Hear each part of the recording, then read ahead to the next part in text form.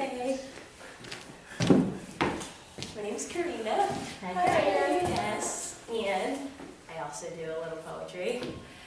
Alright. Yeah. Okay. I'm sorry, I'm like, when I'm up here, I'm like thinking of which one I should do as I walk up here, and I'm like still thinking. I'll do this one, it's one of my favorites. Okay. And I looked down to see my heart broken like a shattered mirror.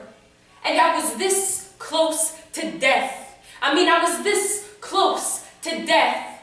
And I'm not talking about the kind where you're sleeping in your grave. It's the kind of death where your peace of mind has been beaten and enslaved. The kind of death that has your body depleted and worn out, but with just enough life to keep you feeling like the words can hardly come out of your mouth. Can you imagine death at the tip of your fingers? And you can feel him there as he dances to negativity, corrupting your mind with his hands around your neck just to choke up your cry. Surely you think you're too young to die, too young to have a wound so deep and so real.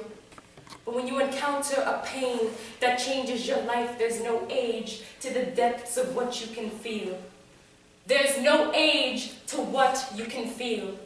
You're never too young, you're never too old to have your whole world tossed and flipped upside down, truth be told. Because she was only 9.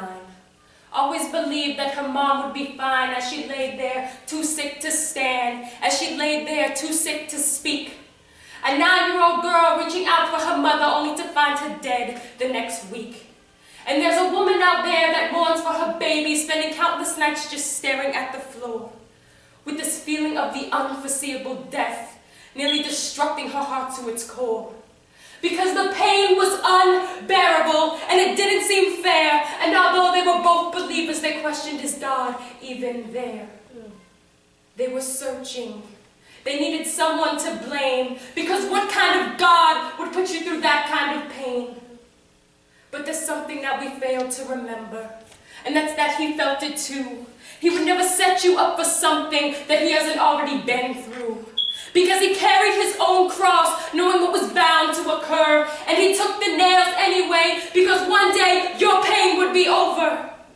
He knew that there would be suffering, and he knew that we would cry, but the sole purpose for him allowing pain was never for us to die inside, but rather look to him so that his glory can shine through. Because in 2 Corinthians 12:9, he says, my grace is sufficient for you. I don't think we really grasp what that means. He says, my grace is sufficient for you. And his power is made perfect in weakness. Sometimes it takes something drastic just for us to be able to see this. But the ways of God was never something we were designed to be able to understand. So when our faith begins to fail, we can't just pull away our hands. We can't just steer ourselves away because we're angry at the world, or steer ourselves away because we're depressed, or steer ourselves away because our backs are up against the wall, or steer ourselves away because we're suffering from a loss. Because no matter how much it may hurt to bear what you may be going through, you can't just overlook the cross. God has the ability to bring us to the ends of ourselves. He can make all things new. So if you're ever in the midst of your suffering, remember that if God is for you, then what can be against you?